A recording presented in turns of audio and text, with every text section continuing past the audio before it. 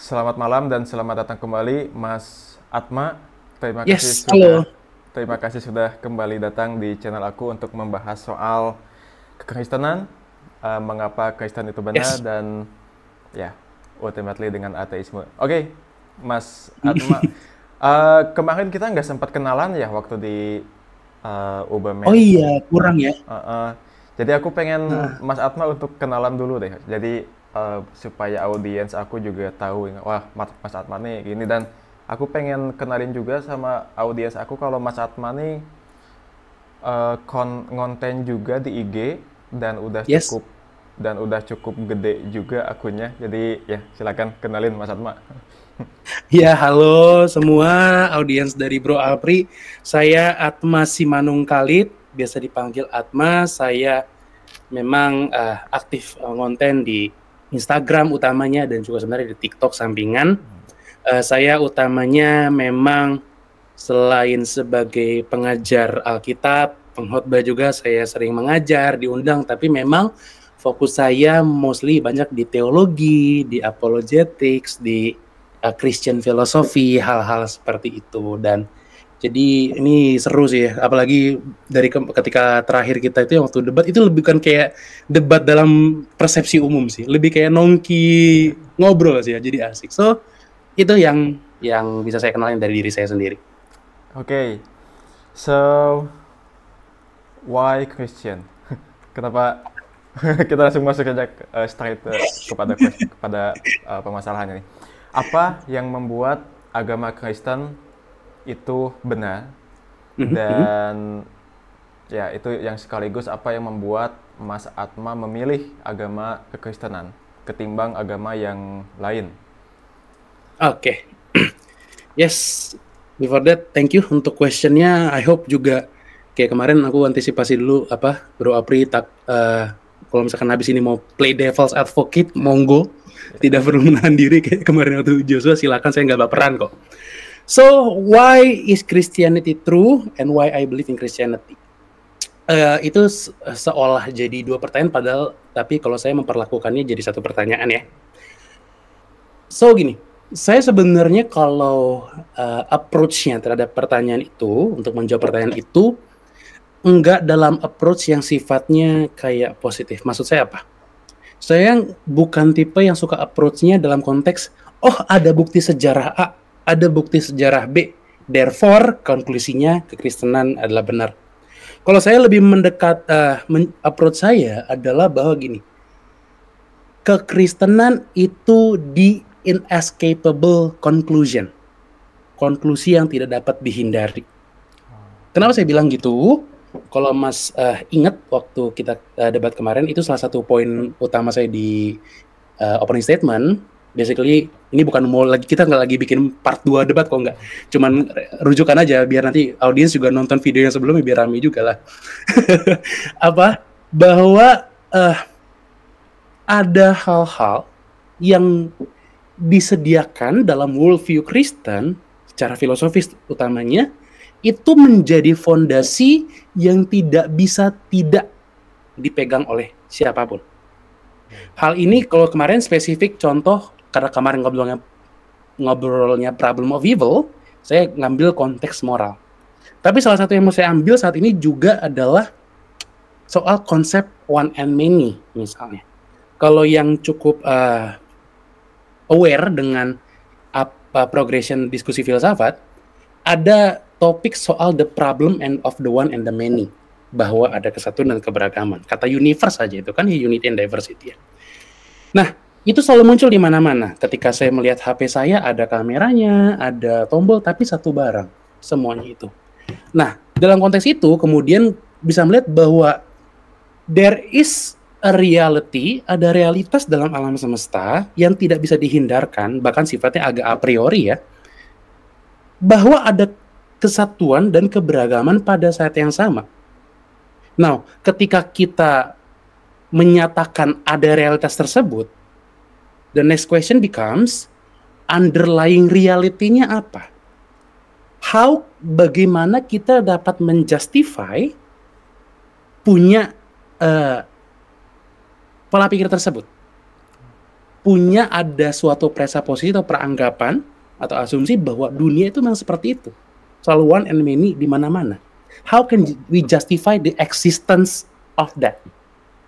Now Christian comes in di situ. Bahwa dalam kekristenan doktrin Tritunggal, ya, bagaimana ada Tuhan yang satu hakikat tiga pribadi, which means one and many at the same time, jadi the ultimate reality dan jadi arche, itu kata penting dalam filosofi Yunani kuno, arche, jadi awal, jadi source dari segala sesuatu. Maksud saya apa? When we see bahwa alam semesta realitas ada one and many, the source has to be something yang kemudian bisa menjustifikasi keberadaan tersebut. Dan saya mau bilang itu Tritunggal. At least itu satu contoh kecil aja. Dalam konteks yang paling general, karena nanti saya bisa ngomong logika segala macam. Because kenapa saya langsung ke one and many? Karena berkait langsung sama sentral kekristenan soal Tritunggal, dan juga ini topik paling sentral yang menyangkut segala sesuatu. Kalau konklusinya adalah seperti itu dalam konteks tadi, one and many hanya bisa dijustifikasi dengan Tritunggal, everything else juga akan ngikut dari situ. Kristen adalah inescapable conclusion gitu ya. Kesimpulan yang tak terhindarkan gitu loh. Dia adalah yang menjustifikasi underlying reality gitu loh. Tapi aku pengen nanya kayak apa yang membedakan itu dengan agama lain. Misalnya kita ambil agama Islam lah, karena aku paling dekat juga sama Islam ya. Apa yang membedakan Kristen sama Islam? Karena Islam juga bisa bilang bahwa ya Tuhan kami yang ahad, yang satu itu adalah sumber dari segala jenis realitas. Nah, aku tahu ini bahasan Islam pasti bahasan yang cukup sensitif ya. Kalau aku approach-nya gini bro, kayak sebenarnya karena gini, kalau dalam monoteisme kan bisa dibedakan ya. Yeah. Kami ada Trinitarian, ada Unitarian. Basically yang bilang Tuhannya satu esensi, satu pribadi. Yeah. Sebenarnya itu kan bukan cuma Islam doang ya. Kalau dalam sekte kekristenan ada saksi Yehova misalkan. Yeah. Ada, jadi nggak harus spesifik itu doang. Yeah. Bahkan sekte sesat kayak Arianisme dulu dalam kekristenan itu in a way bisa dianggap juga Unitarian. Yeah. Basically apa? That greatest being, kalau kita pakai bahasanya agak Anselm dikit, atau that ultimate reality adalah satu essence, satu person. Now, the problem kalau itu yang jadi that underlying reality, dia tidak bisa explain adanya diversity, keberagaman. Makanya waktu kalau bro tahu diskusi filsafat timur, misalkan Shankara di Hinduisme, dia tahun 1000 berapa ya, Adi Shankara, salah satu filsuf paling besar dalam Hinduisme, dia kan mempostulatkan bahwa di ultimate reality itu Brahma. Brahma namanya disebut. Yang ada hanya Brahma. Semua yang lain adalah Maya, illusion. Nah, I think dalam ketika kita mempostulatkan the ultimate reality as something like that, yang unitarian aja, without that diversity included, kita kesulitan menjustifikasi diversitas yang ada di dunia. That abstract idea of keberagaman nggak bisa dijustifikasi. Karena ultimate reality-nya cuma satu sendirian. Bagaimana sang ultimate reality itu, yang satu itu punya keberagaman, menghadirkan keberagaman, sementara dalam dirinya sendiri tidak ada keberagaman. Itu problemnya. Kenapa keberagaman tidak bisa muncul dari sosok yang tunggal?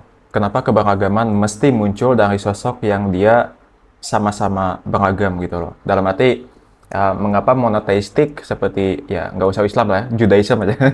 Ya, oke, Judaism juga termasuk Unitarian. Ya, kenapa sosok yang tunggal seperti itu tuh nggak bisa menjelaskan keberagaman? Kenapa ini tuh kenapa keberagaman ini mesti muncul dari sosok yang sama-sama beragam itu?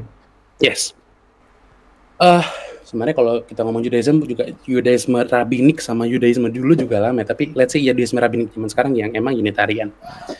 Kenapa yang Unitarian seperti itu tidak bisa menjelaskan adanya keberagaman? Because we're dealing with ultimate reality.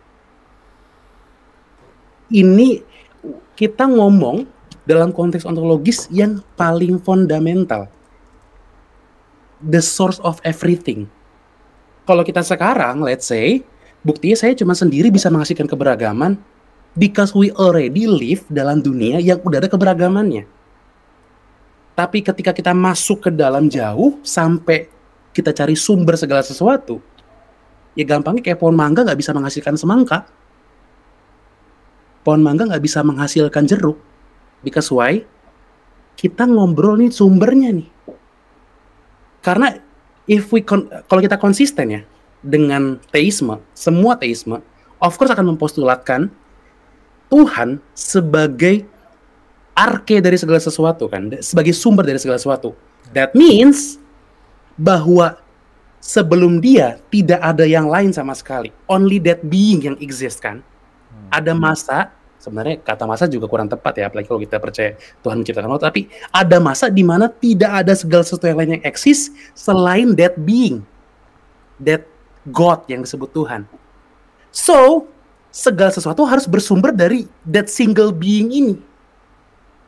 Now, dia yang tidak punya keberagaman menghasilkan keberagaman seperti apa? Di situ sih Mas, kalau saya. Kalau misalkan aku nggak tahu ya, apakah di masa lalu tuh ada agama yang mempostulatkan dua Tuhan gitu loh, Tuhan baik Yes. dengan Tuhan jahat. Yes. Aku nggak tahu ya, tapi asumsikan ada gitu ya. Aku nggak tahu ini di Yes. kenyataan ada atau enggak, but Etis lah ya. ya, mari kita skenario-kan hypothetical case gitu ya. Asumsikan hypothetical case. Ada satu agama yang dia mempostulatkan keberadaan dua Tuhan gitu loh. Yang satu Yes. Tuhan yang baik, yang satu Tuhan yang jahat. Nah, Yes. ini kan ultimate reality-nya ada dua, apa ya, ada dua person, Entitas lah ya. but satu esensi gitu loh. But is that more probable than monotheistic one? Tadi dalam analogi bro, itu kita berarti kayak kalau Kristen Trinity ini Divinity ya. Iya, ada dua. Kita kayak, now, the problem, karena gini, first, kita harus tetap, apa ya namanya ya, if we only speculate kan ya, pada akhirnya ya kita bisa habis itu cuma bilang aja ada Tuhan yang fornity nggak, ada fifnity nggak. Of course habis itu ada konklusi-konklusi lain kan. Let's say polytheistic lah. Yes, nah, tapi kalau kita masuk dalam konteks politeistik, itu baru saya bisa langsung bantah dengan cepat. Oh, ya. Karena kenapa? In polytheistic sense, ultimately sebenarnya ya, tapi let's say kita pakai politeistik dalam pengertian yang basic kayak ada Zeus, ada Jupiter, ada apa ya, bukan dalam konteks panteis ya. Tapi politeistik, the problem is there are diversity, yes, but no unity. The unique thing about Christianity, that diversity and unity itu bukan merge ya, tapi unified gitu, in one single being. The diversity ada dalam satu dan menyatu.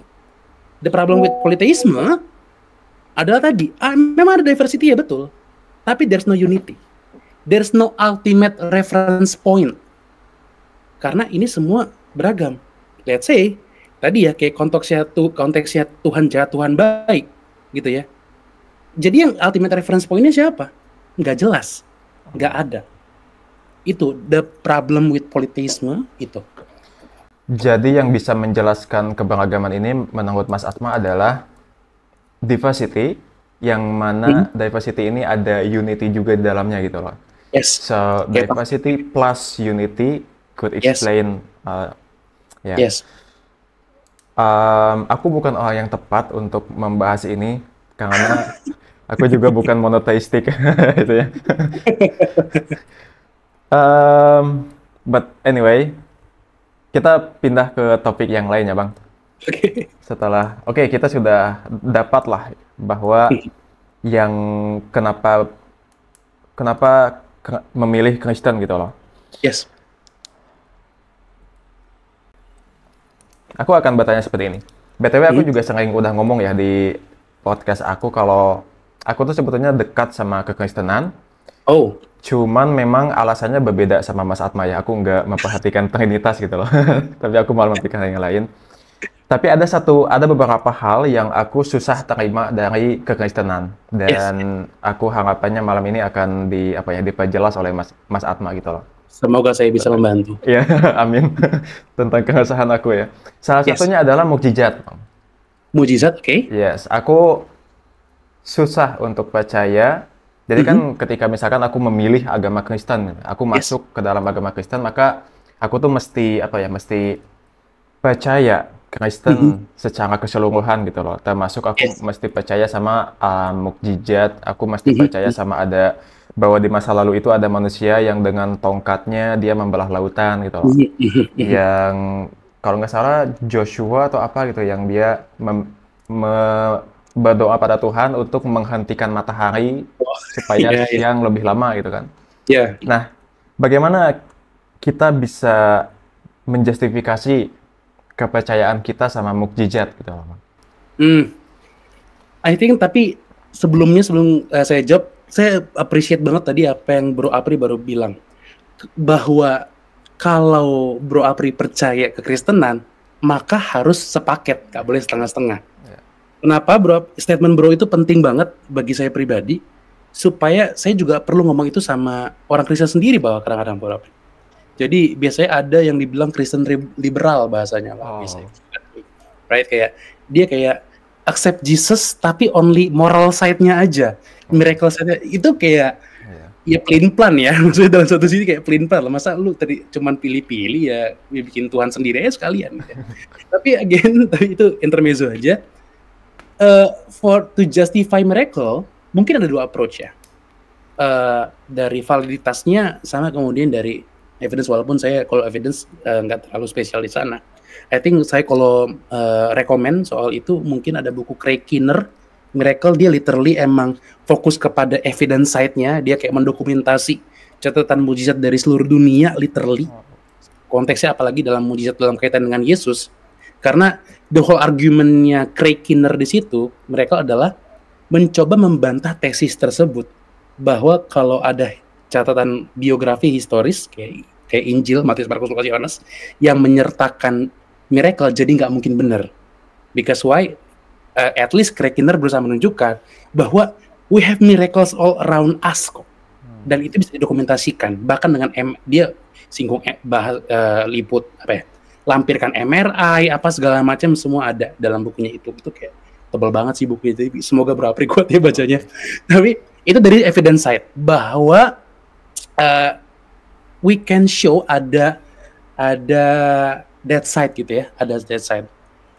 Tapi dari sisi logical side juga, I think ini juga jadi sesuatu yang logically konklusi secara logis. Maksudnya apa? If we accept kalau kita menerima premis bahwa ada Tuhan yang menciptakan langit dan bumi, yang membuat eksistensi itu ada, by definition miracle itu bukan sesuatu yang asing kan. The problem sebenarnya kan, I think yang saya coba pahami, problemanya kan menjustifikasi itu sekarang kan. I think kalau kita secara konseptual tadi ya, konsisten dengan premis teisme, miracle itu bukan sesuatu yang sulit diterima. Sulitnya kan biasanya ada menjustifikasinya secara evidence. But I think kalau itu pun I think itu juga udah dilakukan oleh banyak. Bahwa kayak tadi contoh saya rekomend bukunya Craig Kinner itu sangat-sangat banyak membahas miracle, dan I think I'm not sure gitu loh bahwa apakah ketika melihat adanya miracle itu jadi sesuatu yang I think saya mau nanya balik untuk klarifikasi seenggaknya. Problem miracle-nya di mana sebenarnya? Itu adalah pelanggaran terhadap hukum alam yang kita ketahui. Jadi ketika kita melemparkan sesuatu ke atas, dia akan ke bawah. 100 kali, beberapa kali kita melemparkan sesuatu ke atas, dia akan selalu ke bawah gitu loh. Tapi kita susah untuk ada momen di mana kita lemparin ke atas, dia nggak ke bawah gitu loh. Tapi dia misalkan malah ke atas lagi. Bahwa ini ya, pattern natural law-nya Iya, kita sudah punya polanya gitu loh, dan kalau misalkan tiba-tiba pola ini dilanggar atau diruntuhkan, yang mana itu definisi dari mukjizat seperti itu ya, Yes. violation of the physical law gitu loh, pelanggaran akan hukum fisika gitu loh. Nah, kenapa aku susah menerima itu karena kayaknya susah deh, dan nggak mungkin juga kalau hukum fisika ini diruntuhkan tiba-tiba di masa lalu gitu. Oke, I think kita bisa approach kalau dalam konteks tadi. Thank you Bro Apri untuk penjelasan lebih lanjutnya. Kalau dalam konteks itu kita bisa approach di dua arah. Sebenarnya emang ada dua hal yang dipropose ya dalam ketika menjawab pertanyaan tadi. First, bahwa miracle gak harus break a natural law, just doing something unusual aja. Bahwa ini gini, probable sama possible itu dua hal yang berbeda kan ya. Yeah. Miracle berbicara soal possibility, bukan probability. Yeah. Walaupun possible beda probable, tapi possible kita nggak bisa bilang break the pattern sebenarnya kan. In that sense, bahwa itu salah satu approach ya. Yeah. Bahwa miracle itu kayak tanda kutip mengeksploitasi natural law sampai to the limit. Ada yang approach-nya seperti itu. Jujur, kalau saya pribadi nggak terlalu serak sama itu. Because I think kayaknya nggak sesimpel itu deh. Ada something yang truly beyond expectation ya. Truly beyond reason. Nah, makanya saya lebih prefer juga approach yang kedua. Bahwa apa? Miracle memang divine intervention. Ada external intervention dari yang infinite ke yang finite. Now, akan dibilang itu problem dong, karena merusak the natural pattern-nya. But then, I think gak harus juga. Bahwa, ini analogi saya sangat terbatas ya, gak bisa secara perfect dianalogikan. Kalau saya punya akuarium, lalu saya sebagai pemilik akuarium sesekali mendapatkan aktivitas, tidak berarti semuanya jadi langsung berantakan, bahwa akuarium itu kemudian bisa berjalan sebagai ada normal lagi, walaupun sesekali ada intervensi. Itu walaupun lebih banyak ngaculnya ya. Saya yakin nanti banyak yang salah paham sama analogi tadi. Tapi yang saya coba saya ungkapkan lewat analogi tadi adalah bahwa divine intervention nggak harus berarti artinya semuanya jadi berantakan. Bahwa mereka tuh sifatnya incidental, lokal bahkan, dan dia selalu tidak mengganggu natural law yang lain. Bahwa nanti akan tiba saatnya, of course ya, apalagi kalau kita ngobrol miracle, kita perluas maknanya, nggak cuma sekedar sembuh dari sakit atau apa, tapi let's say ya kayak kiamat aja sebenarnya, kalau kita being generous dengan istilah miracle, itu juga miracle sebenarnya ya, suatu yang unnatural. Bagi saya itu lebih masuk akal karena itu bisa mengakomodasi divine intervention, bahwa Tuhan tetap sebagai agen yang bebas. Jadi basically yang saya mau bilang gini, miracle divine intervention iya, bahwa merusak natural law not necessarily, bahwa mungkin merusak secara incidental dan lokal mungkin iya, tapi at least itu tidak akan berimpact sama science as we know aja. Bagaimana Mas Atma menanggapi pertanyaan bahwa mengapa miracle ini hanya terjadi di masa lalu gitu loh, yang ketika kita nggak punya buku untuk mencatatnya, bukan nggak punya buku ya, dikit banget, nggak punya kamera juga, nggak punya kamera untuk merekamnya itu gitu. Tapi ya kenapa hanya muncul di masa lalu aja? Kenapa di masa sekarang kita at least berapa tahun, 1000 tahun yang tak akhir lah, kita sama-sama mengaku ya bahwa 1000 tahun tak akhir tuh nggak ada miracle yang segede di masa lalu gitu loh, yang tiba-tiba matahari bisa diam. Yes. Kenapa seperti itu? Iya, itu kan berarti kan sebenarnya kan kita mulai ngobrolin dari soal decision, at least kalau kita menguji dalam konteks teistik ya, decision Tuhan kan, kenapa melakukannya di momen ini, bukan di momen itu, yang lebih ideal, let's say. Tapi I think, let's see, kita lihat miracle secara utilitarian dulu, dalam konteks apa.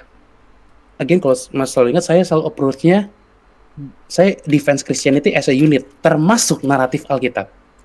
bahwa miracle itu punya fungsi. Dia bukan freak accident yang tiba-tiba bikin mujizat, enggak. Itu ada fungsi utilitarian. Kalau kemunculan mujizat, salah satu yang paling awal di Alkitab itu ketika Musa ketemu semak belukar yang terbakar. Basically Musa nanya, gimana orang-orang biar percaya gue beneran diutus Tuhan, and then Tuhan kasih mujizat. So the meaning, fungsi mujizat sebagai autentikasi pembawa pesan Tuhan, nabi Tuhan. Ada utility-nya. Nah, ketika kemudian dalam konteks itu, of course, jadi lebih agak restricted kan ya, jadinya kita memahami mujizat. Nah, tapi kemudian pertanyaan berikutnya, kan kalau sekarang ada zaman kamera, kita bisa lebih gampang dong verifikasinya. I don't truly think so juga. Why? Yesus pernah bilang gini, kalau mereka, saya lupa ayat percaya apa, kalau mereka tidak percaya kepada kesaksian para nabi, ada orang mati bangkit depan mereka pun mereka tidak akan percaya. Saya ingat waktu itu, saya lupa ya, siapa debat dengan William Lane Craig, saya lupa, tapi udah lama sekali. Jadi dibilang, awalnya dibilang bahwa experience murid-murid Yesus ngalami Tuhan Yesus sudah bangkit itu ilusi. Nah, di sesi cross exam si pihak ateis nanya gini, kenapa Tuhan gak tunjukin sama saya sekarang biar bisa saya langsung verifikasi segala macam. Kalau ada dari langit, percayalah Tuhan. Dalam mikir bilang, bukannya tadi lu bilang kayak gitu bakal dibilang ilusi ya. So I don't think sebenarnya yang coba saya bilang, kenyataan ada itu tidak terlalu signifikan sebetulnya. Tidak terlalu berarti bahwa akan memastikan mujizat jadi lebih mudah diterima. Not really juga. Why? Ya, saya bawa lagi soal Craig Keener tadi. Keener mendokumentasikan yang terjadi secara kontemporer sekarang. Tapi kita tetap asing. Padahal Keener sebenarnya argumennya, this all happens all around us. The fact it happens all around us, tapi still ada unbeliever, that doesn't, maksudnya artinya bahwa miracle bisa diverifikasi secara lebih mudah atau lebih susah pun sebenarnya nggak jadi masalah yang krusial. Bukan di situ crux of the issue-nya gitu. Mungkin ini nggak signifikan untuk yang lain, utamanya yang aku sebut sebagai ateis yang resisten. Yes. Tapi ini tuh akan sangat-sangat signifikan pada mereka yang ateis yang, let's say seperti aku lah, katakan. Yang aku non-resisten gitu, aku betul-betul kayak apa ya. Ini sebetulnya juga terjadi ya, kalau misalkan aku mau bahas sedikit soal Islam, bahwa di masa Nabi juga dulu tuh ada orang kafir yang dia minta-minta mukjizat gitu loh. Sehingga pada saat itu Nabi itu membelah bulan gitu kan. Itu adalah asbabun nuzul mengapa ada mukjizat bulan terbelah untuk memperlihatkan kepada orang kafir pada saat itu. Tapi memang bahwa orang pada saat itu nggak tiba-tiba percaya. Nah, aku pengen nge-point out bahwa nggak semua manusia tuh kayak gitu loh. Mungkin ini nggak signifikan ya untuk teman-teman yang lain kayak ateis yang kayak ya atau yang lainnya yang kayak menganggap bahwa ini tuh ilusi atau apa.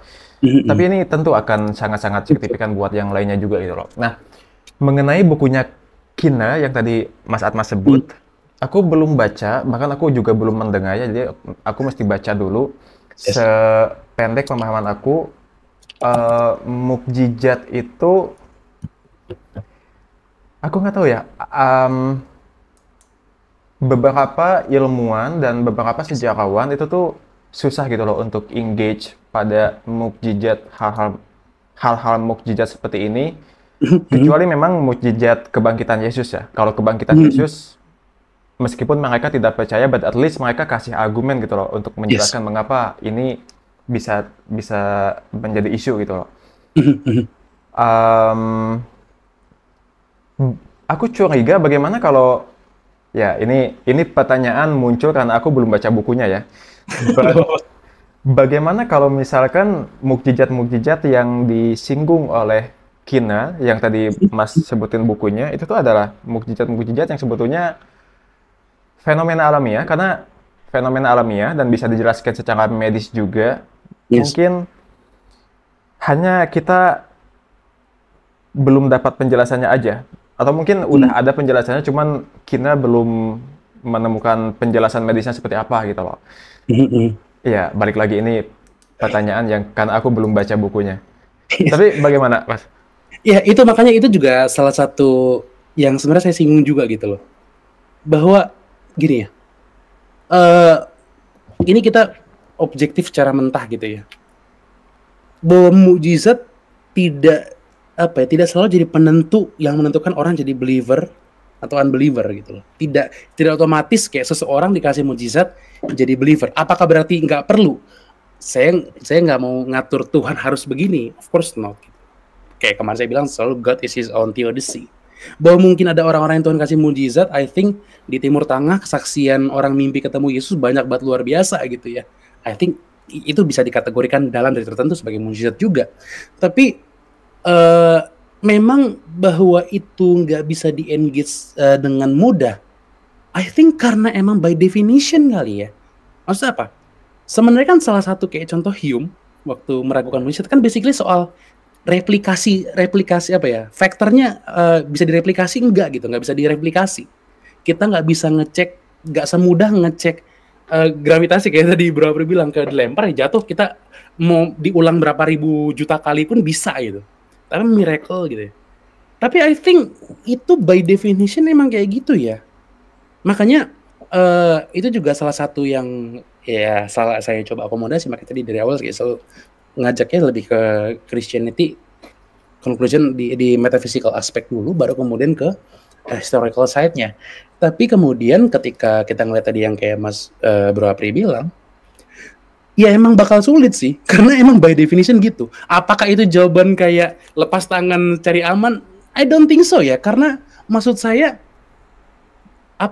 maksudnya gini, gampangnya kita kan juga nggak boleh strawman kepada miracles kan, ngerti maksudnya kayak, emang miracles by definition sifatnya unik, dia bukan persisten, tidak berulang, emang by definition seperti itu.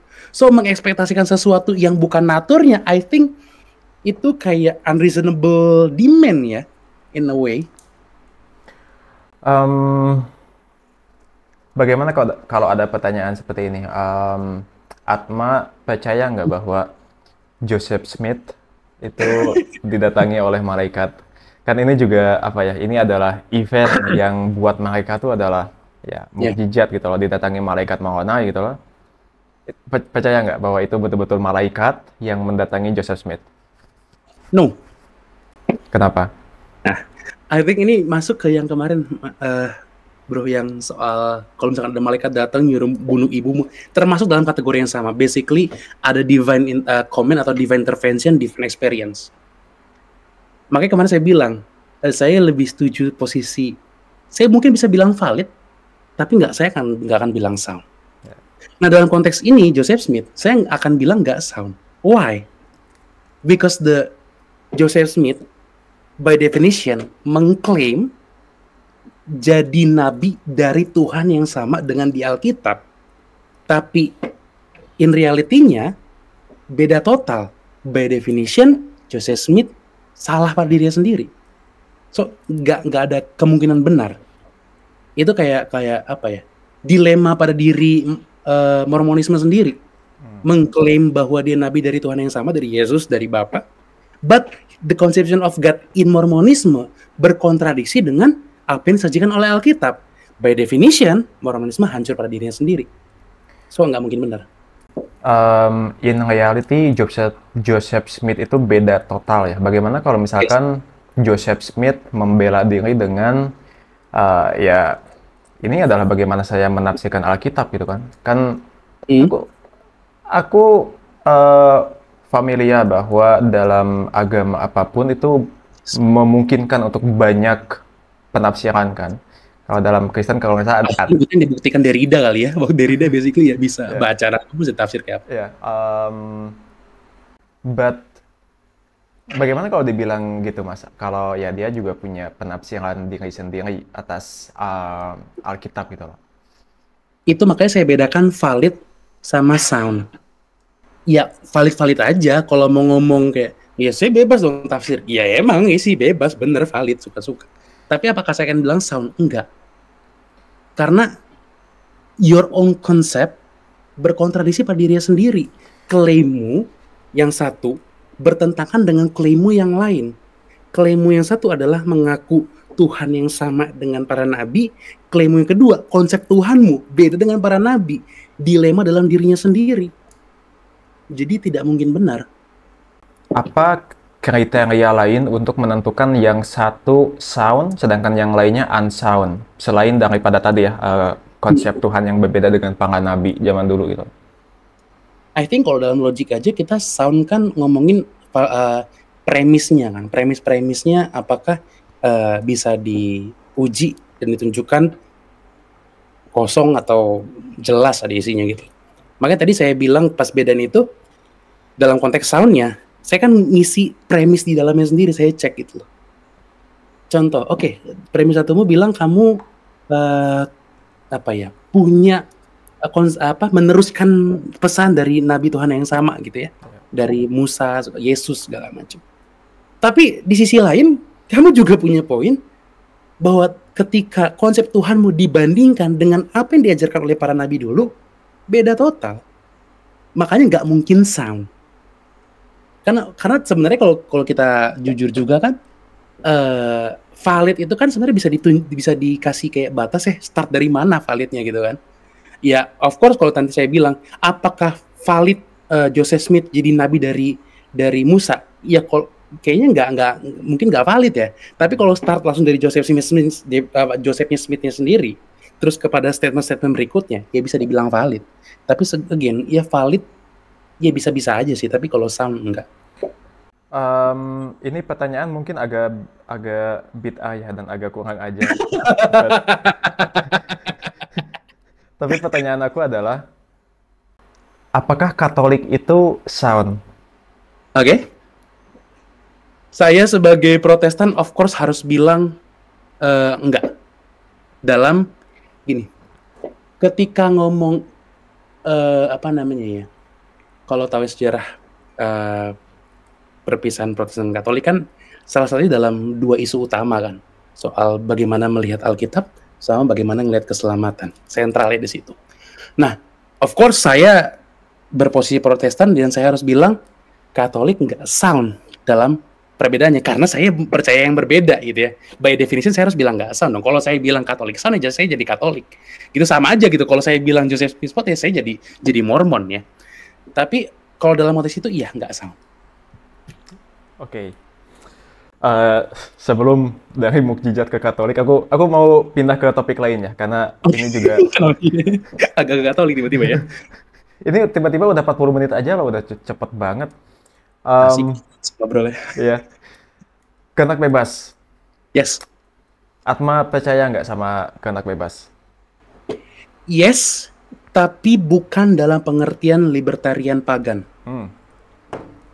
Oke, so bagaimana Mas Atma meyakini kehendak bebas? Apakah seperti kompatibilisme atau kalau bukan dalam libertarian berarti kompatibilis dong atau gimana? Yes, in a way kompatibilis dengan divine sovereignty ya. Ketika libertarian free will kan dia sifatnya free will yang tidak terdefinisi kan. Maksudnya outside the control of, di luar determinasi dari divine. At least dalam skema teistik dulu ya. Saya of course kita ngapain ngomong skema teistik ya. Tapi dalam skema teistik gitu. Saya nggak bisa ngelihat itu konsisten dengan Alkitab.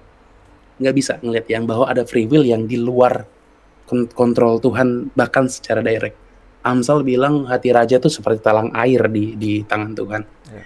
Nah, berarti kalau begitu gimana? Apakah saya jadi nggak percaya free will? Percaya, tapi dalam paradoxical sense. Karena kenapa?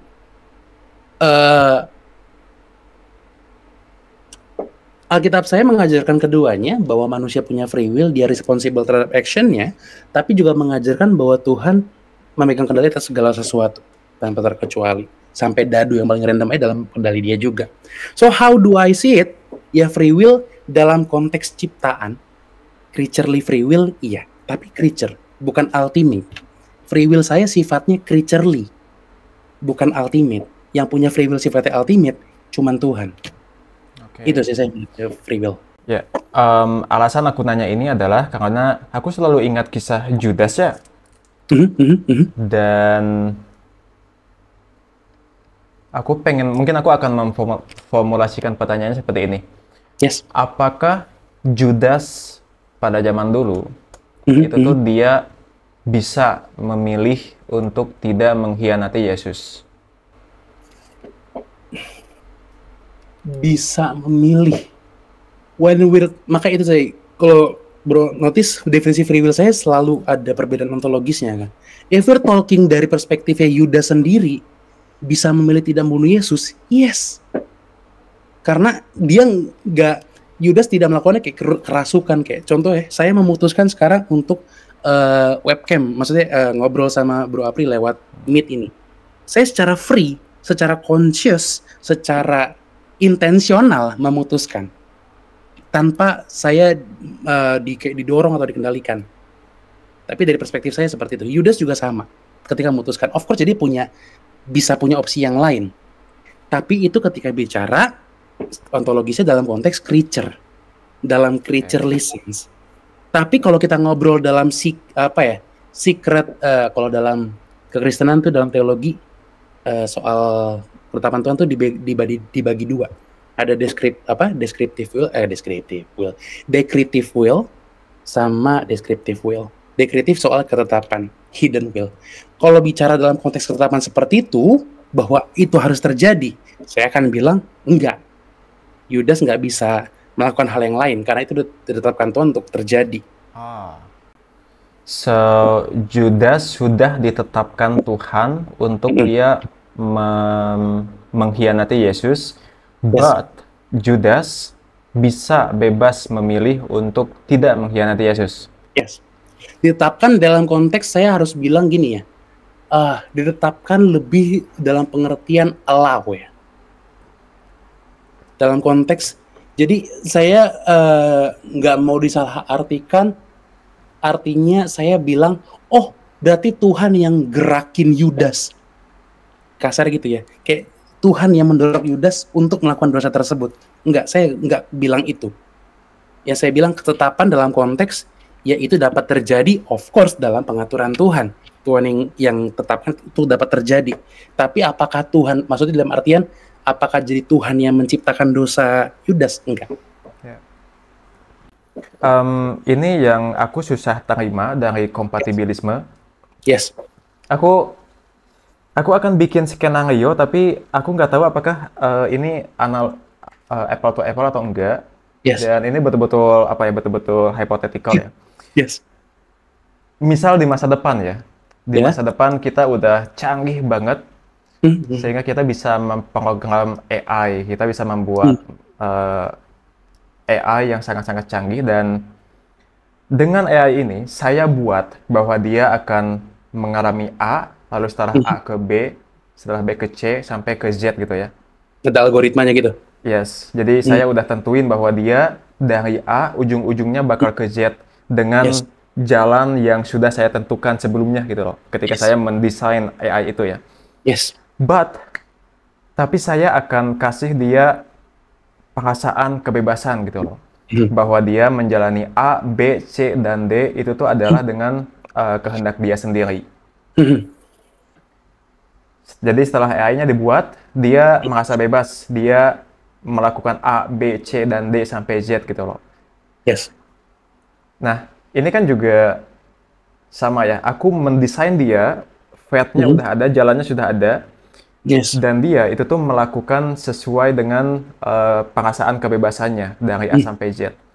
Nah, ketika ceritanya seperti ini, dan kelihatannya Tuhan juga seperti ini ya mendesain kita, aku tuh susah loh nerima bahwa in what sense kalau ciptaan aku ini, dia tuh memiliki kebebasan. Enggak loh, aku tuh dari awal udah mendesain dia untuk seperti ini. So, ketika aku mendesain dia untuk seperti itu, sama sekali nggak ada kebebasan loh buat dia. Nah, ketika Judas pun ketika melakukan seperti itu, aku susah untuk mengatakan bahwa dia tuh bebas gitu loh. Karena memang sudah ditetapkan Tuhan. Karena soalnya supaya suatu being, suatu sosok itu bisa dikatakan bebas, Mhm, mhm, maka semestinya dia bisa keluar mhm, dari ketetapan yang udah ditetapkan. Bagaimana menurut Mas Asma? Eh, berarti kan tadi kan sebenarnya dari analogi tadi ada at least di AI-nya ada false free will kan, ada free will yang palsu seolah free will, padahal sebenarnya udah determine, ada algoritma yang mengatur kan, yang udah di predetermine.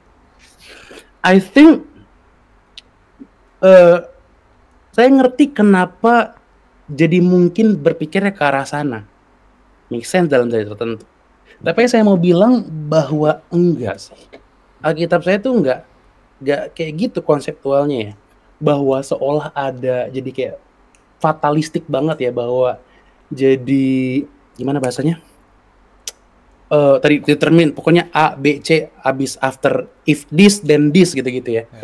I don't think so, makanya saya dari awal bilang emang sifatnya paradoksikal sih. The problem is karena maksudnya paradoksikal tuh gini, kayak ya pokoknya dua-duanya diafirmasi. Kalau saya ditanya kayak kita cari terus sampai exactly how that relationship is, jujur bercanda saya sama teman-teman, nanti kita tanya Tuhan. But the closest thing I think yang saya bisa pahami adalah apa ya namanya? Pun itu saya nggak tahu cara mendamaikan keduanya gimana untuk mengafirmasi keduanya secara bersamaan. Oke? I think that's the only possible option untuk menjadikan free will something yang meaningful. Karena in that way, ini makanya saya nggak pernah terputus dari yang tadi. Ultimate reality tetap ada personal gitu. Because if we are consistent dengan ontologi free will libertarian, pada akhirnya ada impersonal reality, ultimate reality. Dan let's be honest, free will tuh doesn't have meaning outside of personal framework. Aku akan ngasih pertanyaan yang konsekuensinya ya, mengarah Yes. pada konsekuensinya. Mm-mm. Apakah Tuhan Yes. itu tuh sudah menetapkan Judas Mhm. untuk mengkhianati Yesus Mhm. sebelum Judas ada? Mhm. Mm-mm. Ya, ya karena maksudnya ya Ya. penetapan. Buat ini pertanyaan yang kemarin ya, dan aku tanyain lagi. But bagaimana kita bisa mengatakan bahwa dia itu adil? Mhm. Anggap jadi Judas lah. Mari kita melatih teman-teman yang menonton aku, mari kita melatih empati kita ya dengan membayangkan jadi Judas gitu loh. Kita bayangin bahwa kita adalah Judas gitu loh. Kita nggak tahu apa-apa. Mhm. Kita nggak tahu apa-apa. Lalu kita diadakan, Mhm. and then kita didesain untuk mengkhianati Tuhan kita sendiri. Mhm. Lalu dengan itu aku nggak tahu apa yang terjadi sama Judas setelahnya, apakah dia dihukum atau enggak. But anyway, kalau ya dalam pemahaman aku yang terbatas, dia tuh dihukum gitu ya. Mhm. Apakah itu adil? Maksudnya itu sama dengan mengatakan, aku tuh nggak minta apa-apa loh, aku nggak tahu apa-apa, tapi aku diadakan hanya untuk dihukum doang. Mhm. Bagaimana? My follow-up question ke itu, do you really do? Maksudnya, emang beneran nggak tahu apa-apa? Kalau kita juga mau empati sama Yudas juga, if we're being honest dengan the content of his mind, I don't think juga nggak tahu apa-apa ya. Everything intentional kok di situ. Kayak literally everything bukan sesuatu kayak, mungkin kayak perasaannya. Saya menghindari bahwa seakan-akan konsepnya jadi kayak Yudas tuh kayak hilang kendali atas tubuhnya sendiri. Every single thing yang dia lakukan itu dengan conscious intentional decision-nya sendiri. bukan nggak tahu apa-apa jadinya. Em, tapi dia diciptakan Mhm, untuk menjalani peran itu kan. So yes, he know that, dia tahu. mhm, Mungkin aku tadi salah ngomong ya dengan bilang tidak tahu apa-apa. yes, Tapi dia, oke, dia tahu, mhm, tapi mhm, dia memang dirancang yes, untuk melakukan itu gitu loh. mhm, mhm. I think gini, kalau dalam apa ya? Bahkan saya menghindari istilah dirancang karena ada loaded definition di sana gitu. Oke, aku ganti katanya, bukan dirancang. Dia ditetapkan. Yes, Untuk kalau itu. itu karena maksudnya kayak dirancang tadi yang analogi AI tadi ya. Iya. Nah, gimana bahasanya? Kalau fakta ditetapkan iya, tapi again dalam kalau let's say gitu ya, kita bisa kayak maksudnya ngeplay video isi otaknya Yudas, everything's intentional. Tapi fakta bahwa dia dirancang itu nggak mengganggu Mas Atma sama sekali. Maksudnya, eh, Ditetapkan ya. eh, aku nggak bakal membawa Judas saja. Kali ini aku akan membawa yang lainnya juga ya. Misal nih, ini Ya, ada jutaan Muslim, yes. jutaan Hindu yang Mhm, semuanya mhm, ditetapkan sejak awal mhm, untuk menolak keberadaan Yesus, untuk mhm, menolak keilahian Yesus. mhm, Dan akhirnya mereka dihukum kan karena itu gitu, mhm, karena mereka menolak. mhm, Apakah itu nggak mengganggu Mas Atma ya bahwa Tuhan mhm, menetapkan jutaan manusia mhm. untuk dihukum kekal gitu loh? Oke, saya punya juga dua approach untuk itu. Kalau makanya kemarin Mas waktu kita Brown Level kan saya juga singgung soal ini kan, soal ketika ngobrolin waktu Amalek tuh, Hmm. saya tegas bahwa Tuhan punya status ontologis yang tertentu. Gitu. Itu yang saya kalau masih ingat saya yang bahas soal itu. Bahwa let's say ya, ini kita agak kesampingkan soal emosi dulu, tapi fokus sama logiknya dulu, logic side ya, baru habis itu kita ngomong soal emosinya. Logic side-nya, he has all the rights Ya. to do so. Kalau kita konsisten sama ontologi itu sendiri, itu dulu. Now, baru kita masuk ke soal sisi empatiknya. Apakah saya punya problem? Kalau saya Mas tanya, ya of course. Of course. Maksudnya apa? Eh, Paulus tuh di Roma 9, dia bilang kayak gini, eh, aku bersedia loh, intinya dia bilang gini, aku bersedia loh masuk neraka asal saudara-saudaraku, maksudnya orang-orang Yahudi yang gak percaya Yesus, asal mereka bisa selamat.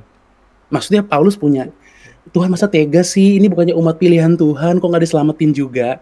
Paulus punya pikiran sama. But literally, kemudian ketika dia reason ke bawah, konklusi dia, ya Tuhan berhak berkasih karunia kepada dia mau. Now, bahwa saya mungkin cara manusia saya punya apa namanya desire atau expectation yang berbeda dengan Tuhan, yes, gitu loh. Mungkin saya punya Tuhan kok nggak sekalian sih? Ya of course kalau Mas tanya saya gitu ya, kalau saya jadi Tuhan ya saya mungkin ya kalau kita ngomongin dari gitu ya, saya pengen semuanya selamat, of course. Gitu. Ya, Mas Atma kemarin juga ngomongin itu ya soal ada sisi emosional, secara emosional, emotionally kita tuh bisa ngomong bahwa ya saya juga, let's say kecewa lah sama Tuhan karena keputusan Tuhan kok seperti ini, Ya, but ya, intellectually ya yes, dia punya hak untuk melakukan itu kan. ya, Nah, ketika aku tanya apakah Mhm, kemarin ketika aku tanya apakah itu sesuai dengan sifat maha kasihnya Tuhan, Mas juga mhm, ngomongnya sama ya bahwa emotionally kita bisa mengatakan kita bisa kecewa sama Tuhan, but yes, intellectually he has the right to do so. mhm, Nah, aku pengen pengen sedikit soal itu lagi, yes, but my question is not mhm, about whether he has the right or not. ya, Pertanyaan saya bukan apakah dia punya hak atau enggak untuk itu gitu loh. mhm, But pertanyaan saya adalah lebih berfokus pada apakah ini sesuai dengan mhm, sifat maha kasihnya? mhm. I think kita juga akhirnya gini, perlu apa ya namanya? Itu kan sebenarnya that question hinges, maksudnya bertumbuh pada pemahaman soal kasih kan. Nah, at least kalau saya melihat bahwa kasih juga nggak bisa dipisahkan dari ontologi sebetulnya, nggak bisa. Oke, saya ambil contoh. Saya misalkan, ya contoh lah ya, traktirin seorang pengemis makan bakso. Ini bukan, of course bukan secara kata ontologis ya, tapi saya tidak punya kewajiban ontologis. Misalnya kalau saya punya anak, kita lebih bisa make sense gitu ya. Tapi akan terlihat lebih mengasihi ketika kita melakukan kepada orang lain, karena tidak punya kewajiban ontologis. Let's say seperti itu. Sekali lagi itu nggak perfect analogi, saya tahu banyak problemnya, tapi at least bisa nangkap apa yang berusaha saya komunikasikan. Ketika dalam konteks ini, ketika saya bilang Tuhan dalam konteks maha kasihnya, itu nggak melanggar sama sekali. Because sekali lagi, itu kita nggak bisa pisahkan dari ontologi. But the next thing yang saya harus tekankan dalam kekristenan, maha kasih Tuhan justru nyata adalah ketika Tuhan melampaui hak ontologisnya. Maksud saya apa? Hak ontologis Tuhan adalah menghakimi semua manusia. Ibarat kata semuanya mati pun nggak apa-apa, nggak ada masalah Tuhan. Karena faktanya mereka sudah berdosa dan Tuhan berhak untuk menghakimi mereka. The unique thing about Christianity adalah Tuhan melampaui hak ontologisnya. Bahwa Tuhan dengan sukarela bersedia mengorbankan dirinya, kendati dia tidak punya kewajiban untuk melakukan hal tersebut. Jadi justru kasih Tuhan nyata di situ. Bahwa kendati dia berhak untuk menghukum semua, nyatanya dia berkenan untuk menyelamatkan orang yang dia mau. Fakta ada itu aja udah menjadi justifikasi bagi sifat maha kasihnya.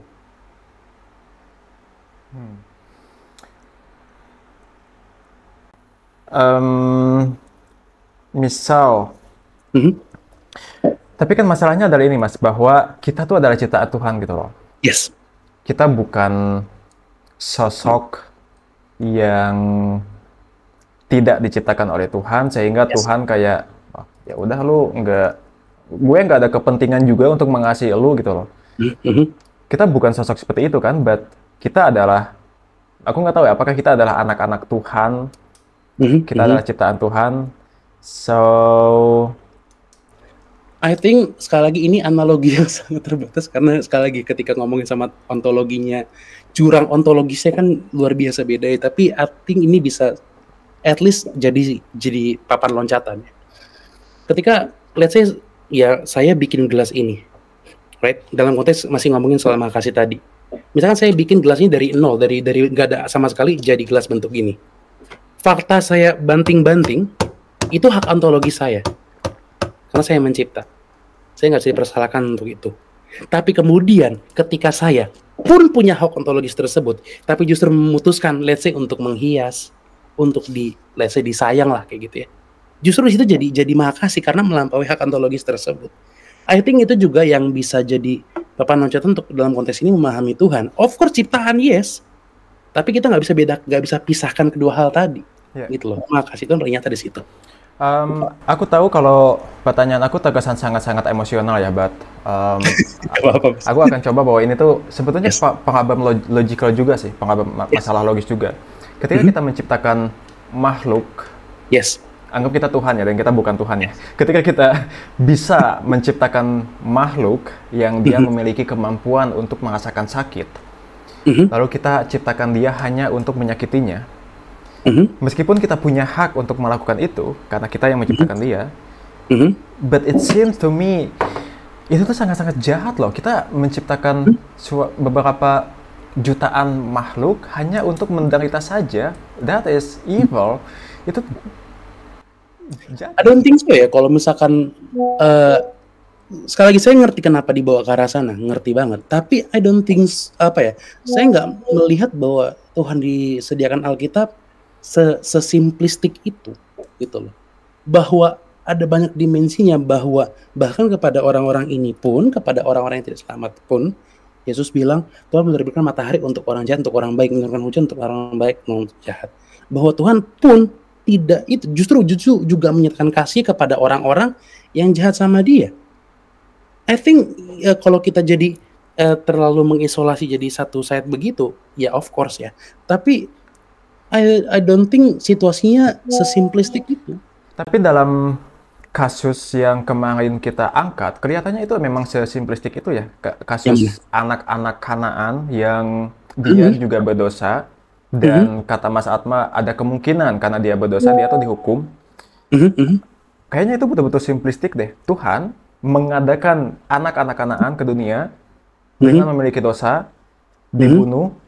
setelah mati dia dihukum kekal. Tapi yang lupa equation di situ, kalau kita mau paralelkan sama yang saya jelaskan barusan soal tidak simplistik, tidakkah Tuhan juga yang menghadirkan makanan buat mereka segala macamnya? Makanya itu saya bilang tidak simplistik. Apakah tidak kita juga masukkan dalam equationnya, dalam equation pertimbangannya, bagaimana orang-orang Kanan tersebut secara konsius juga memutuskan untuk tidak percaya Tuhan Israel? Itu maksud saya tidak sesimplistik itu. Yes, Tuhan juga menyediakan makanan untuk mereka, tapi kita bisa menjudge dari tujuannya kan. Maksudnya dari ujungnya dia akan masuk neraka gitu loh. Meskipun dalam prosesnya mungkin Tuhan melakukan sebuah kebaikan untuk anak-anak itu, but di ujungnya dia juga akan masuk neraka. Ada basisnya tapi kan, ada basis bahwa mereka melakukan kesalahan kan. Enggak, maksudnya gini, enggak tiba-tiba serta merta gitu ya langsung kayak dus gitu kayak gitu, masih kayak ada dulu meme tuh yang ada ibu lahir terus tembak dari keluar dari rahim langsung masuk ke kuburan, kan nggak sesimplistik itu kan, bahwa ada proses dalamnya, bahwa let's say ya ketika kita berimajinasi lagi ya, dalam let's say ketika orang akan tersebut penghakiman, ada basis yang bisa dinyatakan, dakwaan salahnya ada A, B, C, dan D.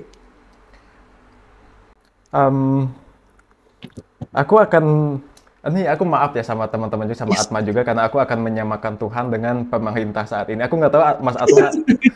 Kalau jadi analogis gak apa-apa sih, at least analogi pemahaman mas gak apa-apa. Aku nggak tahu apakah Mas Atma anti pemerintah atau mendukung pemerintah, but anyway, kemarin tuh ada kritik sama pemerintah dengan bilang Yes. bahwa pemerintah tuh kayak orang yang dia itu mematahkan kaki kita, Mhm, mhm, tapi dia datang kepada kita mhm, seolah-olah menjadi orang baik dengan mengatakan, dengan membawa kurang lebih semacam alat bantu kursi roda. mhm.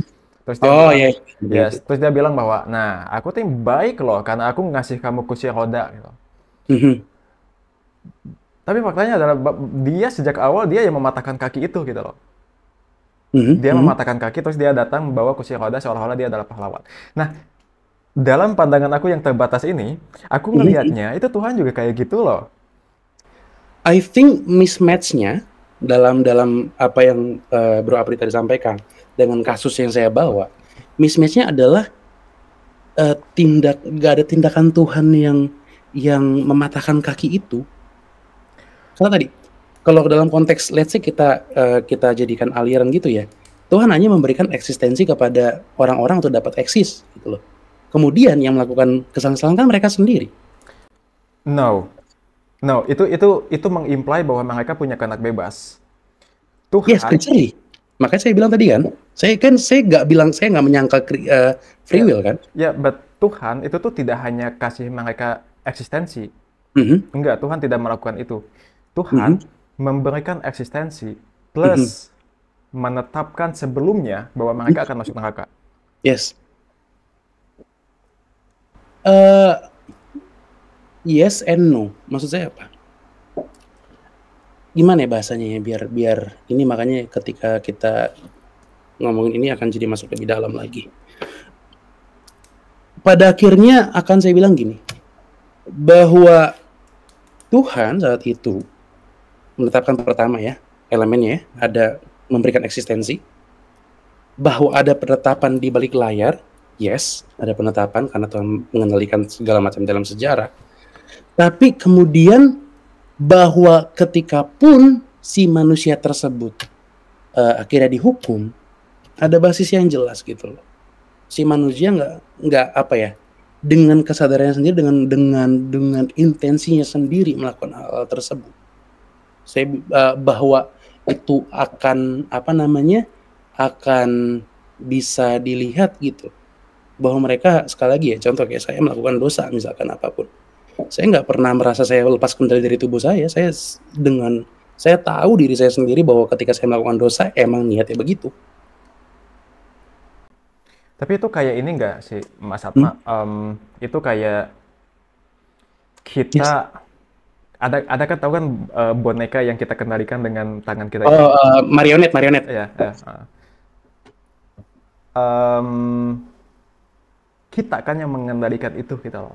Maksudnya Mhm. mungkin dalam kasus ini kita yang menetapkan si boneka itu mesti ngelakuin apa aja. Mhm, mhm. Meskipun si boneka itu merasa bahwa oh gue melakukan ini atas kemauan gue sendiri, gue melakukan ini atas gue bebas kok.